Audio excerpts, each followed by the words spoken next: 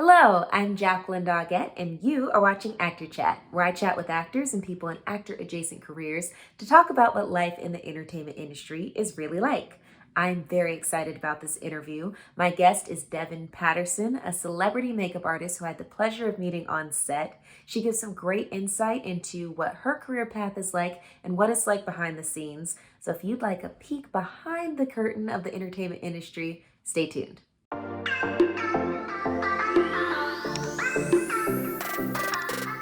How did you learn what it takes to get work in this industry? Like, is there a school that teaches you how to be a successful makeup artist? Did you have a mentor?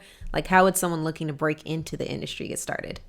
Breaking into the industry, you definitely would need a mentor for sure. I had another celebrity makeup artist. She would help me as far as like get on the path and know what to do while on set or on these other jobs. So I would be like the assistant and mentee. She would teach me things and also cleaning brushes and learning techniques. With that, you would need to have access to other people as well. So you would have to be connecting while you're working. So those connections could bring you more work. Okay, so it's not like a classroom, like you don't sit in a classroom and learn how to do it. It's a hands-on, follow someone on set situation. Yeah, definitely hands-on. Like I learned a lot in school as far as like how to perfect certain techniques at doing certain makeup looks. And as far as like getting into the industry, into the industry, it's more going to be on connections and mentors. That's what worked for me. And your work ethic. Okay, that makes a lot. Because you can be a lazy makeup artist too. So I've been there before. It's like, oh, I don't feel like working today. But I know I have to get up, make these connections, promote myself because I am a business, and get out there and get the work done. Yeah. And then based on my experience on set, I can only imagine that navigating this industry as a Black makeup artist is a unique experience. What, if anything, do you think is different on your journey as a makeup artist than it would be for a white counterpart? For me, I would say you would always have to bring your A game. It's about who they know, and they can get in easily than me personally. I would have to work twice as hard and know the shades of every person, every ethnicity, in order to be able to work. As well as far as them, they won't have to know but the basics to get their foot in the door, and it's harder. Like different television shows I would see, it's like the token Black person on the show might be a little bit more ashy looking. It's as far as rich and not rich in tone, or their hair is not up to par than their counterpart. And it's like, wow. It's like, why do we have to look like that? Why can't I look as good as my counterpart on screen and not have to go through all of this? Like on my end of things, I know that I need to bring my own hair products, bring my own tools, bring my own makeup bag to set just in case, because 80% of the time I'm okay and everyone is prepared to professionally do their job. But the other 20%, I'm not trying to be on camera looking pasty or orange or have someone come at my fresh press with a water-based spray, and we won't even get into my natural hair texture. If I do this, it'll be fine. It's like, no, it's Don't not touch fine. it. Like, don't touch my hair. I got it. If your best advice is to finger it, to move this way, and I look great in your eyes, we have a problem. Like, I need all of the edge control, the brush, the thick bristle brush to comb it back, to smooth it in. Like, it's a process. So that makes me curious on this end. What is going on? Because like, is it a lack of training at professional schools? Is it a union issue or an overall lack of inclusion? Because let me be clear, I've never had an issue with the Black hairstylist or makeup artist. They come prepared, like you said, to work with everyone's skin tone and hair texture.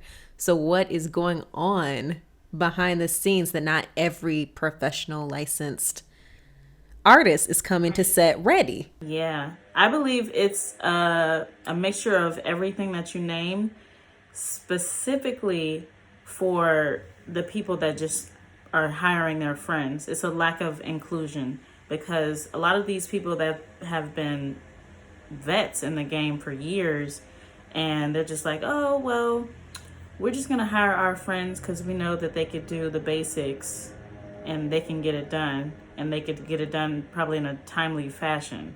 But your timely fashion is costing at the cost of the Black person's features on their skin. It's like you have to take your time, hair and makeup, and you can't just hire your friends just because they need a job at the moment. If they're not qualified or fit the description of a person that could handle each ethnicity or hair texture, then what's the point of even hiring? You don't just hire someone just because they need a job. They have to be qualified and able to fit the description of this job. And if they're not doing that, then what's the point? You're just wasting money and time. From where I'm sitting, it seems to make sense to hire the person who's qualified to handle the entire range of actors, but that's just me. It just makes sense to hire the qualified person. Right, exactly. It's like, why is that so difficult? Yeah. But we've been having this issue for years now, so it's not anything new. It's all about progress at this point. It's like it's baby steps that have been taken since this whole pandemic, or actually maybe before the pandemic hit. Then it's like baby steps they've been taken in order to include us, but it's like, just go full throttle. Full throttle. The actors are still requesting that they have qualified hair and makeup people, and just catering to your friends or another ethnicity it ain't cutting it. Right. And I'm glad the conversation is being had more publicly now. Yes. And I'm hoping that it's sad, like, that it would get to the point that's like people have to be shamed into doing it. But if it takes shame, just do it. Like you said, full throttle. Exactly. Full throttle. Just do it at this point, because you have these A-list people begging for their own counterparts to be helping them with their hair and makeup, because whoever they've been hiring these past however many years hasn't been working out, and they see that it hasn't been working out. Now it's all about, are you just doing it just to hire your friends at this point, or what? Are you just stubborn? It's like, what is the issue here that we're having? Yeah. It's like we're at a standstill. And this is changing gears a little bit, but not really. Has it been harder with the pandemic, like continuing to grow in your career or get on more sets, or was it like a pause and then everything went back to normal? How has the pandemic been working out? For me, it hasn't stopped ever since the pandemic. It's literally been picking up more and more for me. I booked a television show that I worked on during the pandemic, and we had to get COVID testing every 3 days. And we had what did they call it? A COVID police. We had a COVID police there.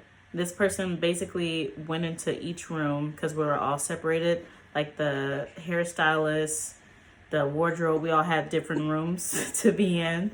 So they basically went to each room to make sure everything was sanitized. You wore your shields and your mask.